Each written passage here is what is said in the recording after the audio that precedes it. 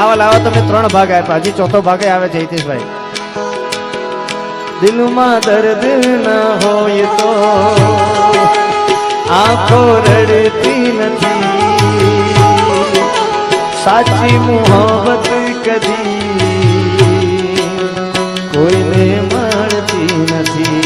તું જતી રહી કેમ મને એકલો કરી, તારા વગર મારી જિંદગી તો જિંદગી નથી. અરે હો